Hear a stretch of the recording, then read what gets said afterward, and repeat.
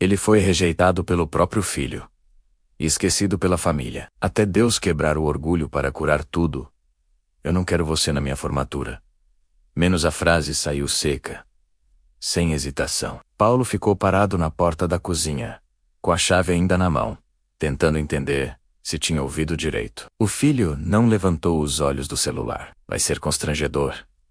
Menos completou. Aquilo doeu mais do que qualquer briga que Paulo já tivesse enfrentado na vida. Paulo tinha 47 anos, era motorista de aplicativo e pai solo desde que a esposa morreu, anos antes. Criou o filho como pôde, entre jornadas longas, cansaço acumulado e silêncio engolido. Nunca foi carinhoso demais, nunca soube falar bonito. Sempre acreditou que sustentar a casa e não faltar comida era prova suficiente de amor. Mas aos poucos, foi se tornando um estranho dentro da própria família. Depois que perdeu o emprego fixo e passou a dirigir o próprio carro, as comparações começaram. Parentes comentavam, amigos se afastavam, e o filho passou a sentir vergonha. Todo mundo vai com o pai engravatado, bem-sucedido, ele dizia.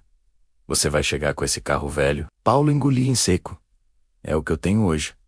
Pois é. Esse é o problema. As conversas viraram discussões. O filho passava mais tempo fora de casa, trancado no quarto, quando estava ali. Paulo tentava se aproximar, mas não sabia como. Quer jantar comigo?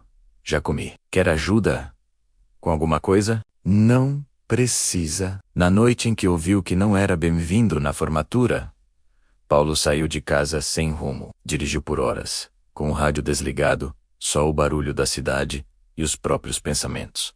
Sentia vergonha, fracasso, raiva de si mesmo. Parou o carro numa rua vazia. Encostou a testa no volante e chorou como não chorava desde o enterro da esposa. Onde eu errei? Deus. Perguntou, em voz alta. Eu só tentei fazer o meu melhor. Os dias seguintes foram frios. O filho mal falava com ele. A formatura se aproximava, e Paulo fingia que não se importava. Mas cada dia pesava mais. No trabalho, as corridas diminuíram. O dinheiro ficou curto.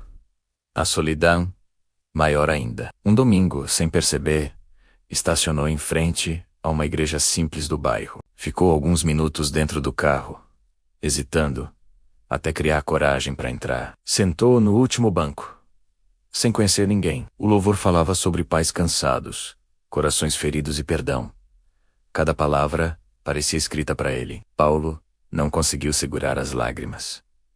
Não era só sobre o filho, era sobre orgulho, sobre silêncio, sobre nunca admitir que também precisava de ajuda. Naquela noite, em casa, algo mudou. Não houve conversa, nem reconciliação imediata. Houve decisão. Paulo começou a orar de verdade, não pedindo respeito, mas sabedoria. Passou a observar mais, falar menos. Preparava o jantar mesmo sem convite. Deixava bilhete simples. Boa prova. Tô torcendo por você. Sem cobrança. Sem acusação. O filho estranhou no começo. Por que você está assim? Só quero fazer diferente. Paulo respondeu. O dia da formatura chegou. Paulo não foi convidado. Fico em casa, arrumou o quarto. Fez um almoço simples. Quando a noite caiu, sentou na sala, em silêncio. Orava baixinho. Cuida dele, Senhor. Mesmo que ele não me veja agora. Horas depois, a porta se abriu. O filho entrou, ainda com a beca na mão. Os olhos vermelhos. Por que você não foi? Paulo respirou fundo, porque você pediu. Mas o garoto engoliu seco. Todo mundo estava com os pais. Eu fiquei procurando você. Houve um silêncio pesado. Eu fiquei com vergonha a menos.